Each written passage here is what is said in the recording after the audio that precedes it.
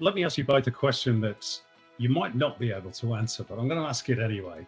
Are the politicians listening? You know, when these big infrastructure projects are in the offing, we see, particularly through the media, the more prominent football codes making very vociferous stands as to what they require. Aussie rules, rugby league, cricket's the same. We don't quite have that same footprint in the media. Does that mean that we get ignored or shunted to one side? What's your gauging of the temperature of the water at the moment? We just had a new government, of course, elected in Queensland. Do you sense that they are more open to football's proposals or not? Simon, I might jump in there. Look, I think, we can look at this in two ways. We can go back 20, 30 years and form a view on that period, or we can have a view based on I think the past couple of years in particular. My view is certainly the way that certainly my conversations at the national level transpire is that I think the Women's World Cup really showed government what our sport is really about. I think when you see the attendance numbers, the broadcast numbers, the fact that in the semi-final of the Women's World Cup against the Lionesses, there are more people watching that match than watched Men Enter the Moon.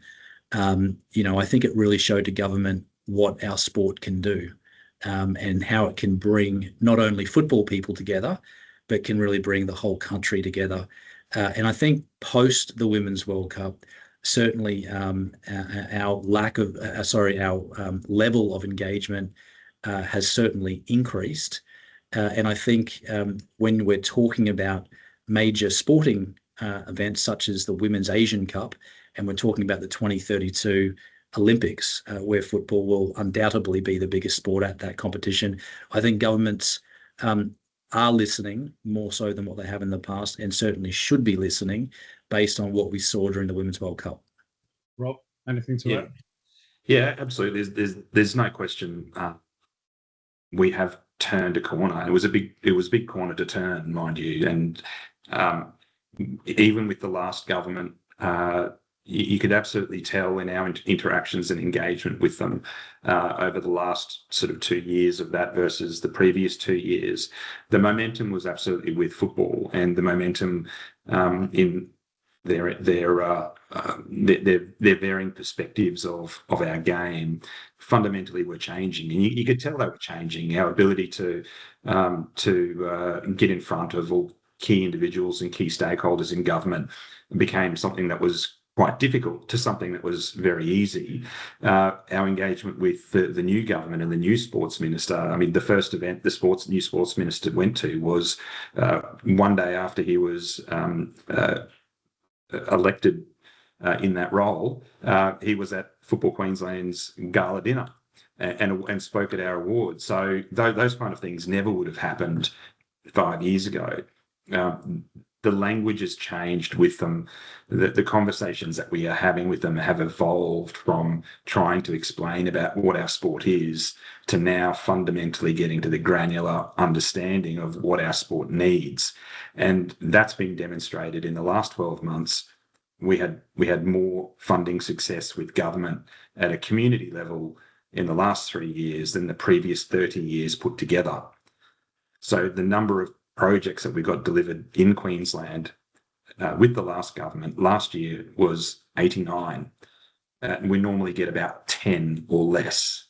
So that's a staggering transformation at a community level.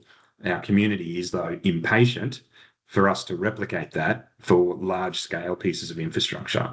But the reality is, whether it's other codes or other sports, they're talking about their key pieces of infrastructure for 5 or 10 years. And yes, they're frequently successful.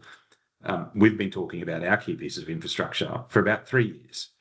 So there has to be some perspective that whilst we are definitely transitioning to a new way of working with government, we still do have a little way to go. But there is so much opportunity for football now because of how we're telling our story, and we're using the language of government that we previously never were. So I'm optimistic that they are listening, and we will continue to be successful in getting outcomes for the community. They do take time, but something that we have is patience.